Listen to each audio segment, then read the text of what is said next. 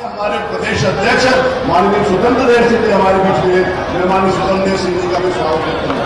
हमारे दोनों माननीय सांसद आदरणीय पचौरी जी उनका मार्गदर्शन हमारे पर अनवरत मिलता रहे और ये उत्तर प्रदेश और देश में पहले नंबर के ऊपर खड़ा हो। जिस प्रकार से हमने देखा कि औद्योगिक विकास में, ईज ऑफ डूइंग बिजनेस में जहाँ पर उत्तर प्रदेश का स्थान नहीं होता था, कानपुर में होने जा रही है, डिफेंस कॉरिडोर कानपुर में बनने जा रहा है और बड़े बड़े उद्योग लग रहे हैं। औद्योगिक रूप को बहाल किया। कानपुर से लखनऊ तक 63 किलोमीटर की एलिवेटेड सड़क फिर से बनने जा रही है। यहाँ उत्तर प्रदेश का विकास हो रहा है, वहाँ कानपुर का भी विकास हो रहा है, अभूतपूर्व विकास हो रहा है। मजदूर जब घर में पहुंचता था तो अंधेरे में भोजन करता था। आदरणीय योगी जी के शासन में जनपदों में अब सभी उत्तर प्रदेश में 24 घंटे आए हैं। आपके एक वोट के कारण उत्तर प्रदेश में 5 बेटियां सुरक्षित हैं। आपके एक वोट के कारण अयोध्या में प्रभु श्री राम के मंदिर का निर्माण अनावरण हो रहा है और कानपुर के विकास में एक नए अध्याय जोड़ा जा रहा है। इन विकास योजनाओं के माध्यम से हम सब की समृद्धि और प्रगति के नाम, जिससे एक आम आदमी का जीवन सरल, सुगम और समृद्ध हो। बहुत बहुत धन्यवाद माननीय मुख्यमंत्री जी इस उपहार को देने के लिए। और अब विभिन्न लाभकारी योजनाओं के लाभार्थियों को उनके लाभांश दिए जाएंगे। सबसे पहले अन्नप्राशन कुछ बच्चों का, 3 बच्चों का कराया जाएगा। माननीय मुख्यमंत्री महोदय से अनुरोध है कि ये 3 बच्चे बैठे हैं, इनका अन्नप्राशन कराएं और इन्हें पोषण पोटली भी दें। ये बच्चे हैं दर्श, रिद्धि और वंशिका। बाल विकास एवं पुष्टाहार विभाग की ओर से ये अन्नप्राशन और साथ ही में पोषण पोटली दी जाएगी। सौभाग्यशाली है ये बच्चे।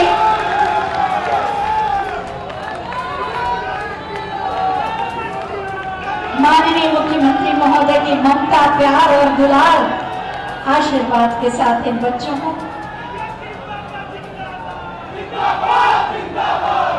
और माननीय मुख्यमंत्री महोदय के इसी मनोभाव से ही तो हम सब कहते हैं कि माननीय मुख्यमंत्री हमारे मुख्यमंत्री हैं। ये हमारी सरकार है, हमारा प्रदेश है।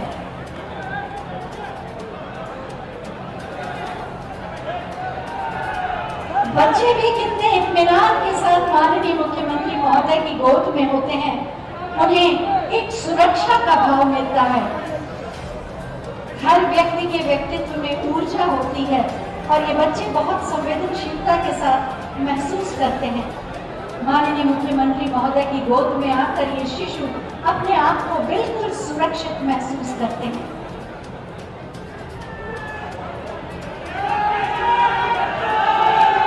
इतने इत्मीनान से ये शिशु माननीय मुख्यमंत्री महोदय की गोदी में है जैसे अपने ही परिवार का कोई सदस्य उन्हें ममता से दुलार रहा हो, गोद में लेकर अन्नप्राशन कर रहा हो। ये बच्चे हैं दर्श, रिद्धि और वंशिका।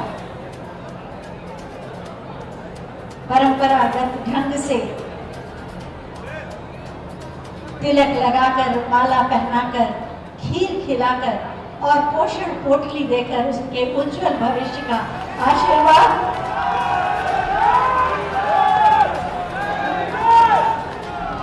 मुझे मालूम है यहाँ बहुत से लोगों के मन में हो रहा होगा, काश हम भी बच्चे होते।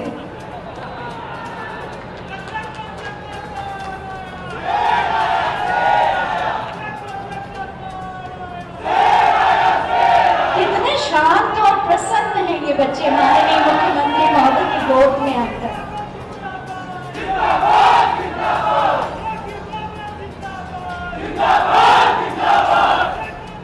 बहुत ही प्रेम और ममता के साथ सदैव माननीय मुख्यमंत्री महोदय इन बच्चों के साथ समय बिताते हैं।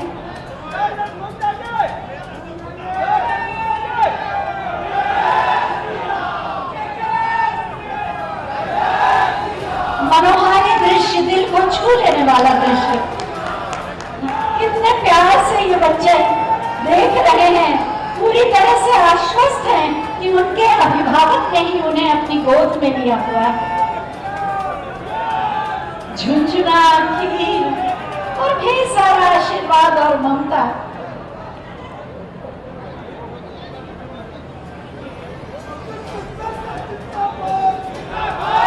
पोषण पोटली इन बच्चों के स्वास्थ्य के लिए, पोषण के लिए आशीर्वाद के साथ माननीय मुख्यमंत्री महोदय प्रदान कर रहे हैं।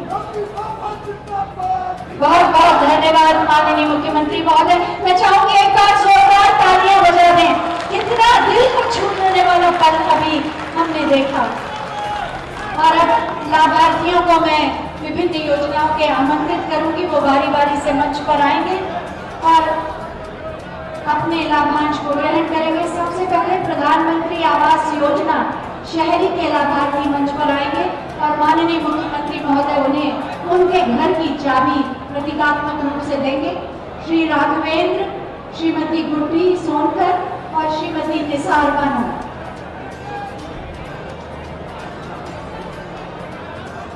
घर की चाबी, सपना होता है अपना घर, और इस घर को प्रधानमंत्री आवास योजना शहरी के माध्यम से उपलब्ध कराया जा रहा है। गृह प्रवेश के समय शुभकामनाएं दी जाती हैं, आप जोरदार तालियों से दीजिए। श्रीमती गुड्डी सोनकर, श्रीमती निसार बानो, और इसके बाद प्रधानमंत्री स्वनिधि योजना के लाभार्थी पंक्तिबद्ध होंगे।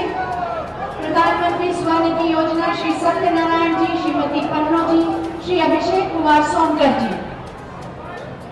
10-10 हजार रुपए के ये प्रतीकात्मक चेक दिए जा रहे हैं। आपकी तालियों के बिना सब कुछ सूना है।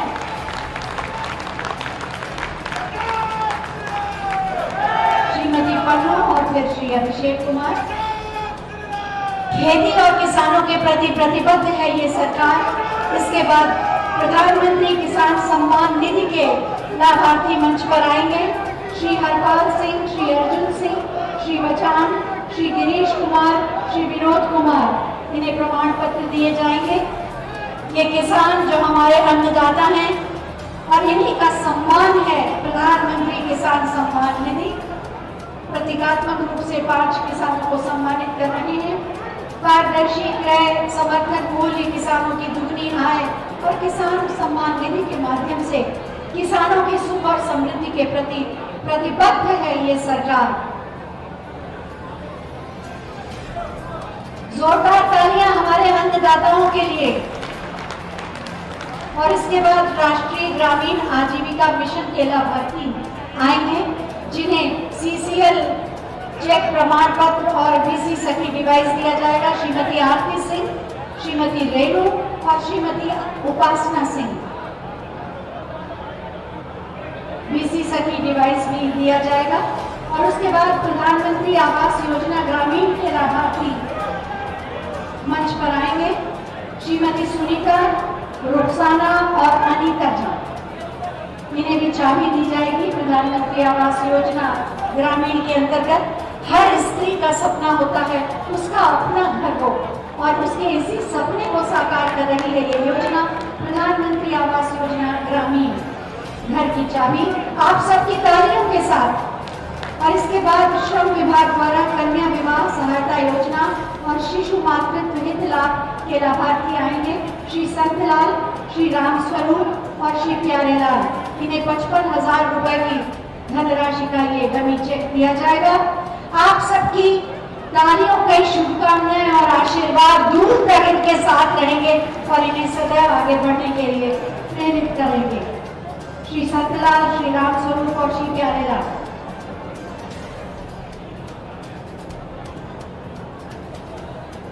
बहुत बहुत धन्यवाद माननीय आपका। मैं चाहूंगी एक बार जोरदार तालियां बजा दें इन सभी लाभार्थियों के लिए भी और माननीय मुख्यमंत्री महोदय के लिए भी। पिछले 4.5 सालों में उत्तर प्रदेश की तस्वीर बदली है, उसे एक नई पहचान मिली है। सुरक्षित प्रदेश, सशक्त प्रदेश और समर्थ प्रदेश के रूप में, जो बहुत ही आत्मविश्वास के साथ आत्मनिर्भर भारत के निर्माण में निरंतर आगे बढ़ रहा है। ऐसा संभव हुआ है माननीय मुख्यमंत्री महोदय की ईमानदार सोच, साफ नियत और दमदार कामों के साथ साथ लोक कल्याण को समर्पित उनके व्यक्तित्व के कारण। माननीय मुख्यमंत्री महोदय का नाम, उनका व्यक्तित्व और उनकी मौजूदगी स्वतः ही हमारे अंदर एक सुरक्षा कवच का निर्माण करती है। मैं बहुत ही आदर के साथ माननीय मुख्यमंत्री महोदय से अनुरोध करूंगी कि अपने आशीर्वचनों से हमारा मार्ग प्रशस्त करें। आपकी जोरदार तालियों के साथ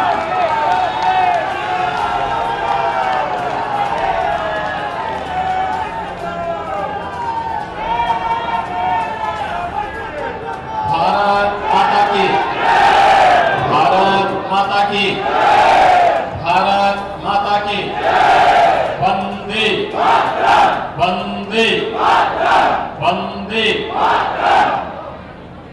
भारतीय जनता पार्टी के प्रदेश के लोकप्रिय और कर्मठ अध्यक्ष माननीय स्वतंत्र देव सिंह जी, उत्तर प्रदेश सरकार में मेरे वरिष्ठ सहयोगी, औद्योगिक विकास के मंत्री श्री सतीश महाना जी, प्रदेश सरकार में ही मंत्री श्रीमती नीलिमा कटियार जी, भारतीय जनता पार्टी के क्षेत्रीय अध्यक्ष श्री मानवेंद्र सिंह जी, इस आर्यनगर विधानसभा क्षेत्र के प्रभारी राज्यसभा के माननीय सांसद श्री ब्रजलाल जी, लोकप्रिय सांसद श्री सत्यदेव पचौड़ी जी, लोकप्रिय सांसद श्री देवेंद्र सिंह भोले जी, महापौर श्रीमती परमिला पांडे जी, जिला पंचायत के अध्यक्ष श्रीमती स्वप्निल अरोड़ जी, भारतीय जनता पार्टी के सभी लोकप्रिय विधायकगण श्री सुरेंद्र मैथानी जी, श्री महेश त्रिवेदी जी, भूपेंद्र पासवान जी, श्री अभिजीत सिंह सांगा जी, श्री सतीश सागर जी, श्री अरुण पाठक जी, श्रीमती प्रतिभा शुक्ला जी, विधान परिषद के सदस्य श्री सलिल बिश्नोई जी। आज के इस कार्यक्रम में यहाँ पर विशेष रूप से उपस्थित श्रीमती कमलावती सिंह जी, श्री प्रकाश पाल जी, श्री देवेंद्र कोहली जी, श्री सुनील बजाज जी, डॉक्टर वीणा आर्य जी, श्री कृष्ण मुरारी शुक्ल जी और भारी संख्या में आज के इस सम्मेलन में यहाँ पर उपस्थित कानपुर के सभी उपस्थित भाइयों बहनों, मां गंगा के आंचल में बसा हुआ कानपुर आजादी की लड़ाई का एक प्रमुख केंद्र बिंदु रहा है और इसलिए उत्तर प्रदेश ही नहीं, देश के प्रथम औद्योगिक नगर जिसने मां गंगा की अविरलता निर्मलता के साथ अपना नाता जोड़ा था, कानपुर नगर की 550 करोड़ की परियोजनाओं के साथ आज ये मंच आप सबके बीच में आया है। मैं इसके लिए आप सबको हृदय से बधाई देता हूं, आप सबकी हृदय की शुभकामनाएं देता हूं। भाइयों बहनों, कानपुर एक बार फिर से अपनी नई आभा के साथ देश के अंदर स्थापित हो रहा है। याद करिए, कानपुर कभी उत्तर प्रदेश और देश का एक प्रमुख औद्योगिक नगर हुआ करता था, लेकिन आजादी के बाद लगातार इस क्षेत्र की उपेक्षा होने, विकास का कोई ठोस मॉडल न होने और कानपुर के पूर्वी आज इस क्षेत्र के नागरिकों के बारे में शासन के मन में कोई विशेष लगाव न होने के कारण यह औद्योगिक नगर धीरे धीरे करके उद्योग बंद होते गए, अराजकता के शिकार होते गए और अंततः न केवल उद्योग बंद हुए बल्कि मां गंगा की धारा को भी सबसे ज्यादा खराब करने के लिए अगर किसी एक नगर को दोषी ठहराया जाता था और कानपुर नगर को दोषी ठहराया जाता था। लेकिन आज हम आभारी हैं प्रधानमंत्री मोदी जी के। नमामि गंगे परियोजना के कारण आज कानपुर का सीसा मोड़ नाला, जो कभी 14 करोड़ लीटर सीवर प्रतिदिन गंगा मैया में उड़ेलता था, आज उसे नमामि गंगे परियोजना के माध्यम से राज्य सरकार ने पूरी तरह बंद करके एसटीपी के अंदर डाल दिया है। अब एक भी बूंद सीवर सीसा मोड़ नाले के माध्यम से मां गंगा में नहीं जाती है। कानपुर ने साबित किया है कि मां गंगा की अविरलता निर्मलता के साथ अब हमें कानपुर के विकास को, सर्वांगीण विकास को एक नई ऊंचाइयों तक पहुंचाना है। और भाइयों बहनों, कानपुर को उसी सौगात के साथ केंद्र और प्रदेश सरकार ने मिलकर के वे योजनाएं दी हैं। चाहे वह कानपुर मेट्रो के कार्य में तेजी के साथ चल रहा कार्य, आपने देखा होगा अब तो यहां पर मेट्रो की ट्रेन भी आ रही है और नवंबर के अंत में हम लोग यहां पर मेट्रो का संचालन भी प्रारंभ करने वाले हैं। यह कानपुर का बदलता हुआ नक्शा है जो यहां की मांग थी। ये वही कानपुर है भाइयों बहनों, जहां पर एक बार उदासीनता छा गई थी पिछली सरकारों के कर्मण्यता के कारण, बेईमानी और भ्रष्टाचार के कारण। लेकिन आज कानपुर में एक नया एयरपोर्ट बन रहा है। एक साथ 3 विमान उतर करके वहां पार्क हो सकते हैं और 500 लोग एक साथ उस सिविल टर्मिनल में आकर के कानपुर के अपने विकास की, अपनी प्रतिबद्धता को आगे बढ़ाने में अपना योगदान दे सकते हैं। ये बदलता हुआ कानपुर है और इससे पर आज प्रदेश सरकार की वे तमाम परियोजनाओं का लोकार्पण और शिलान्यास का कार्यक्रम यहां पर हो रहा है, जिनकी लागत 550 करोड़ रुपए है।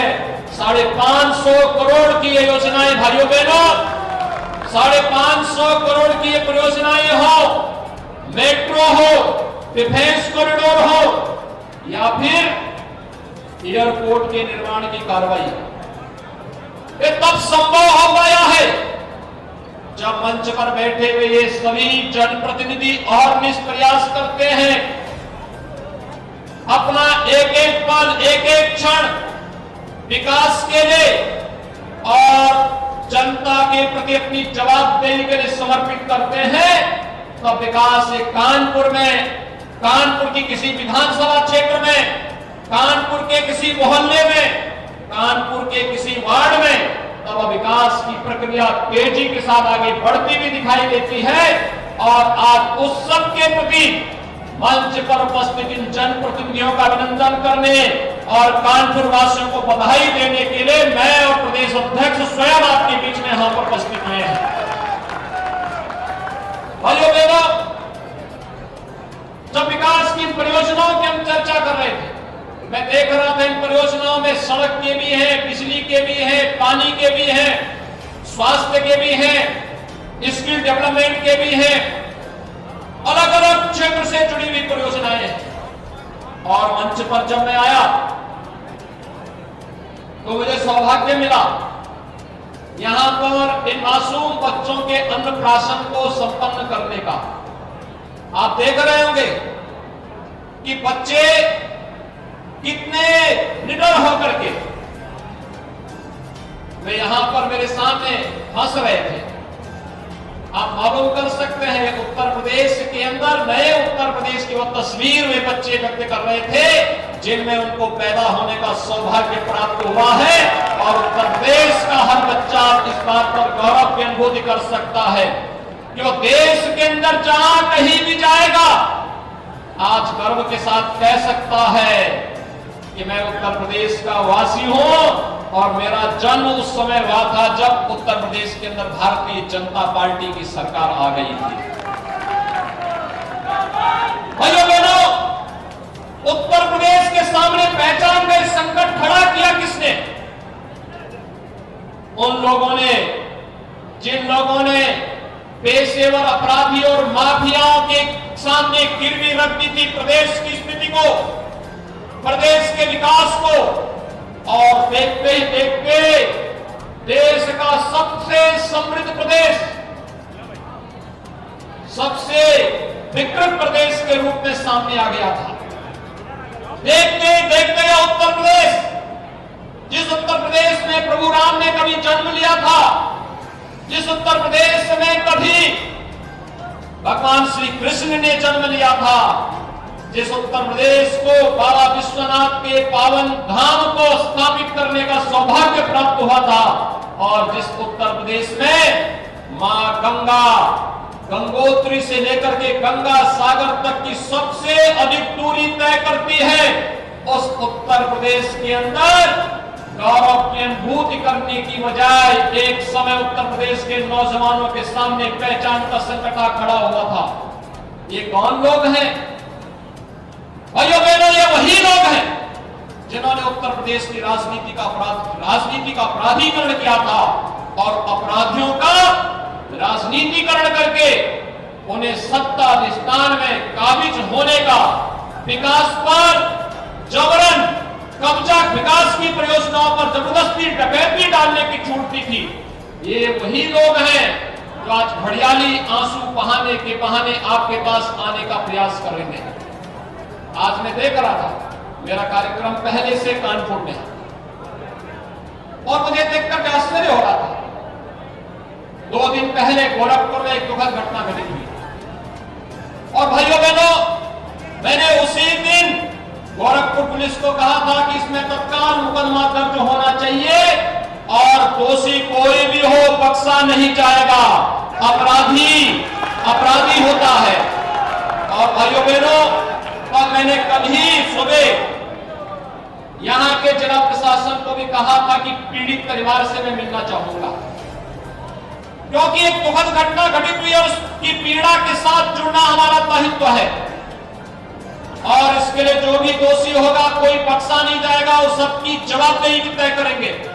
आपको मालूम है, अपराध और अपराधियों के प्रति हमारी सरकार की जीरो टॉलरेंस की नीति एक किसी से छुपा हुआ नहीं है, और सरकार ने जो कहा वो करके दिखाया है। कानपुर तो इसका जीता जागता उदाहरण है, और इसीलिए आज मैं आपके बीच आया हूं कि वे लोग जिन्होंने उत्तर प्रदेश की कानून व्यवस्था को कभी गिरवी रखा था पेशेवर अपराधियों और माफियाओं के सामने, उनके बारे में ये कहावत बहुत अक्सर सही बैठती है कि 100 चूहे खाकर बिल्ली चली हज करने चली।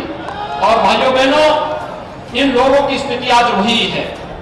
ये लोग कोई ऐसा अवसर नहीं गवाते जो प्रदेश को बदनाम करने, प्रदेश में अराजकता पैदा करने, पेशेवर अपराधियों के खिलाफ और माफियाओं के पैरवी करने, और प्रदेश को हर स्तर पर प्रदेश के नागरिकों को दी जाने वाली योजनाओं के माध्यम से कहीं न कहीं कभी ये लोग डकैती डालते थे। आज जब योजनाएं नागरिकों को मिल रही है, इन्हें बुरा लग रहा है। आज इनको परेशानी कब होती है? जब किसी गरीब को शौचालय मिल जाता है, किसी गरीब को आवास मिल जाता है, किसी वृद्ध को वृद्धावस्था पेंशन, किसी निराश्रित महिला को निराश्रित महिला पेंशन, और किसी दिव्यांगजन को दिव्यांगजन पेंशन मिलती है, किसी किसान सम्मान निधि, किसी किसान को किसान सम्मान निधि से सम्मानित किया जाता है। इन लोगों को बुरा लगता है। जब किसी पेशेवर अपराधी की संपत्ति पर प्रदेश सरकार का बुलडोजर चलता है, तब इनको बुरा लगता है। भाइयों बहनों,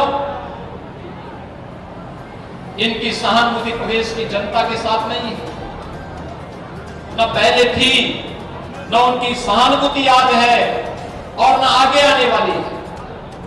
ये लोग तो वे हैं जिन्होंने परिवार को ही प्रदेश मान लिया था, और जिन्होंने प्रदेश के नौजवानों के भविष्य के साथ खिलवाड़ किया था। नौकरी निकलती थी, और नौकरी निकलने के बाद कैसे उस पर डकैती पड़ती थी। एक परिवार वसूली में निकल पड़ता था।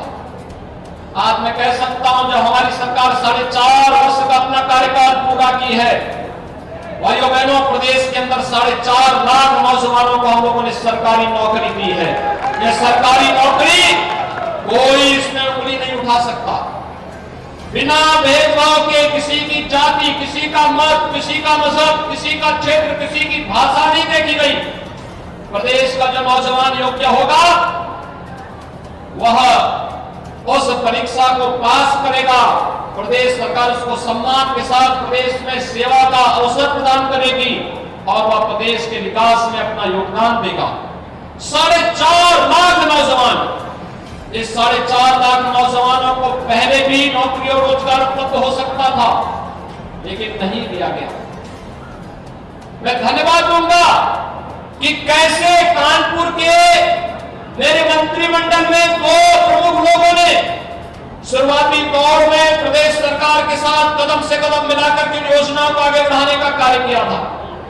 याद करिए, जब परंपरागत उद्यम को आगे बढ़ाना था तब एमएसएमई मंत्रालय के मंत्री के रूप में थे श्री सत्यदेव पचौड़ी जी। उन्होंने उस समय एक जनपद एक उत्पाद की योजना उस समय हमारी सरकार ने प्रारंभ की थी।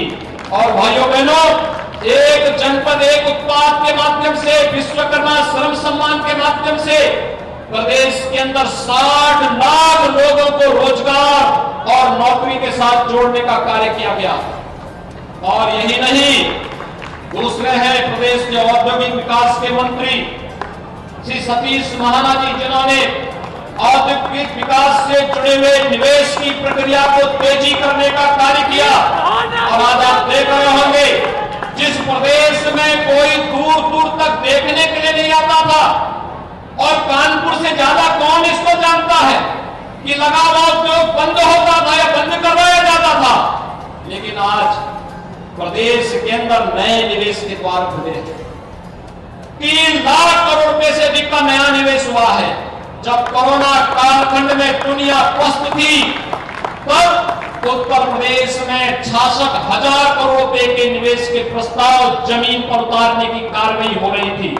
देश का पहला डिस्प्ले यूनिट का कार्य उत्तर प्रदेश के अंदर प्रोडक्शन प्रारंभ हो चुका है। प्रदेश के अंदर नए नए प्रस्ताव प्राप्त हो रहे हैं। और कानपुर तो अब तक परंपरागत उद्यम के साथ साथ अन्य विकास की योजनाओं के साथ आगे बढ़ रहा था। हम आभारी हैं प्रधानमंत्री मोदी जी के। यह कानपुर तो अब भाइयों बहनों, कानपुर में अब अत्याधुनिक तोप भी मिलेगी। तब तोपों का निर्माण कार्य भी आगे बढ़ने जा रहा है। भारतीय सेना को भारत के अंदर स्वदेशी हथियारों की आपूर्ति का एक प्रमुख केंद्र तो ऑर्डिनेंस फैक्ट्रियां यहां की थी ही, लेकिन हम लोगों ने लगभग 300 एकड़ भूमि को यहां पर अधिग्रहित किया है। और अधिग्रहण की कार्रवाई डिफेंस कॉरिडोर के एक नए नोड के रूप में कानपुर को पुनः उसके गौरव को प्रदान करने की दिशा में किए जाने वाले प्रयास का हिस्सा है। और आज उसी का एहसास कराने के लिए फिर मैं आपके बीच यहां पर उपस्थित हुआ हूं। हम लोगों ने उन सभी संस्थाओं का योगदान यहां पर लिया है, चाहे वह आईआईटी कानपुर हो, एसबीटीओ कानपुर हो, एकेटीयू लखनऊ हो, या फिर अपने तकनीकी संस्थानों को इनके साथ जोड़ने का कार्य किया है। ये तकनीकी संस्थान केवल डिग्री बांटने के मट्टे नहीं होंगे। ये तकनीकी संस्थान प्रदेश के नौजवानों के अंदर प्रदेश के प्रति और मातृभूमि के प्रति एक नया लगाव पैदा करने के माध्यम भी बनेंगे और व्यापक रोजगार सृजन के साथ स्किल डेवलपमेंट के नए सेंटर के रूप में विकसित भी होंगे। इस दृष्टि से आज इन सभी तकनीकी संस्थानों का सहयोग लेकर के प्रदेश सरकार प्रदेश के विकास के लिए पूरी प्रतिबद्धता के साथ कार्य कर रही है। लेकिन भाइयों बहनों, मैं आप सबसे कहने के लिए आया हूं, मैं धन्यवाद दूंगा अपने प्रदेश, इस क्षेत्र के और इस जनपद के अपने स्थानीय यूनिट को, जिन्होंने यहां पर तेजी के साथ यहां के जनप्रतिनिधियों के साथ मिलकर के विकास के इन कार्यों को आगे बढ़ाने का कार्य किया। और मैं धन्यवाद दूंगा उत्तर प्रदेश के पूर्व पुलिस महानिदेशक, वर्तमान में भारतीय जनता पार्टी के राज्यसभा के सांसद और आर्य नगर विधानसभा क्षेत्र के प्रभारी के रूप में यहां पर कार्य कर रहे श्री ब्रजलाल जी को। एक पुलिस अधिकारी पुलिस सेवा में तो बेहतरीन प्रदर्शन कर ही सकता है, वहां पर अपराधियों के और पेशेवर माफियों के छक्के तो छुड़ाता ही था। आज विकास के इस मॉडल को यहां के कार्यकर्ताओं के साथ मिलकर के कैसे उस अभियान को आगे बढ़ाना है, आर्यनगर विधानसभा क्षेत्र के प्रभारी के रूप में भी उन्होंने यहां पर आकर के कार्यकर्ताओं के साथ मिलकर के कदम से कदम मिलाकर इस कार्यक्रम को आगे बढ़ाने का कार्य किया है। भाइयों बहनों, श्री सलील बिश्नोई जी यहां पर पहले से कार्य कर रहे हैं और तमाम अन्य कार्यकर्ता जिन्होंने पहले से ही अपना पूरा समय विकास के इस अभियान को समर्पित किया है। आज आप सबसे यही अपील करने के लिए मैं आया हूं कि भाइयों बहनों, आपने देखा होगा 7.5 वर्ष होने जा रहे हैं केंद्र में मोदी जी को प्रधानमंत्री के रूप में बिना रुके, बिना टिके, बिना थके और बिना झुके भारत माता के लिए एक एक क्षण और भारत माता की सेवा के लिए देश की 135 करोड़ की आबादी के लिए उन्होंने अपने पूरे समय को समर्पित किया है। और भाइयों बहनों, आप सबके आशीर्वाद से पिछले 4.5 वर्ष के दौरान हमारी सरकार ने भी बिना रुके, बिना झुके, बिना टिके और बिना हटे उत्तर प्रदेश के विकास के लिए अपना एक एक क्षण समर्पित किया है। उत्तर प्रदेश के 24 करोड़ लोगों के विकास के लिए अपना समय समर्पित किया है। आज मैं आप सबका आह्वान करने के लिए आया हूं। सरकार विकास के लिए प्रतिबद्ध है। सरकार सुशासन के लक्ष्यों को प्राप्त करने के लिए पूरी तरह प्रतिबद्ध है। सरकार प्रदेश के अंदर बेहतर कानून व्यवस्था को स्थापित करने के लिए पूरी प्रतिबद्धता के साथ कार्य कर रही है। और प्रदेश सरकार प्रदेश के नौजवानों के लिए, प्रदेश के किसानों के लिए, प्रदेश की महिलाओं के लिए, प्रदेश के प्रत्येक वर्ग के कल्याण के लिए पूरी ईमानदारी और पूरी प्रतिबद्धता के साथ कार्य कर रही है। मेरा आप सबसे अपील होगा, विगत 4.5 वर्ष के अंदर आपने बदलते हुए उत्तर प्रदेश को देखा है। याद करिए, 4.5 वर्ष में उत्तर प्रदेश में तमाम चुनौतियों को जूझा है, लेकिन उत्तर प्रदेश में हम लोगों ने जीवन और जीविका के साथ खिलवाड़ करने की छूट न तो कोरोना महामारी को दी, न किसी पेशेवर अपराधी और किसी माफिया को ही दी है। और भाइयों बहनों, आज मैं आप सबसे ये अपील करने के लिए आया हूं, जो लोग आज घड़ियाली आंसू बहाने के लिए आपके पास आएंगे, ये वही लोग हैं जिनके समय में हर तीसरे दिन प्रदेश में एक बड़ा दंगा होता था, जिनके समय में कानपुर भी उससे छूटा नहीं था। और इन्होंने सीए के दौरान भी कानपुर को दंगों की आग में झोंकने का कार्य किया था। तब हम लोगों ने कहा था कि अगर दंगा करोगे तो 7 पीढ़ियों को भी लिख के छोड़ना, कि 7 पीढ़ियों तक उसकी भरपाई भी करनी पड़ेगी, इस बात को समझ लेना। और भाइयों बहनों, आज मैं आप सबसे ही कहने के लिए आया हूं, प्रदेश सरकार सुरक्षा का बेहतरीन मॉडल आपको दे रही है। प्रदेश सरकार सुशासन का एक बेहतरीन मॉडल आपको दे रही है। और केंद्र और प्रदेश सरकार ने विकास और सुशासन का जो मॉडल आपको दिया है, इस मॉडल से ही ये उत्तर प्रदेश नए भारत का नया उत्तर प्रदेश बन रहा है। ये नए भारत के इस नए उत्तर प्रदेश के लिए अगर 4.5 वर्ष हम लोगों ने पूरे समर्पण भाव के साथ यहां के जनता के लिए समर्पित किए हैं, मेरा सबसे आह्वान होगा, अगले 6 महीने का समय आप सभी मिशन उत्तर प्रदेश के लिए समर्पित करिए। मैं आप सबका आह्वान करूंगा कि मिशन उत्तर प्रदेश भारत के विकास का ग्रोथ इंजन के रूप में आगे बढ़कर के उत्तर प्रदेश देश की नंबर 1 की अर्थव्यवस्था के रूप में आगे बढ़ने की जो संभावनाएं हैं, इन संभावनाओं को हम तेजी के साथ आगे बढ़ाने का कार्य करेंगे।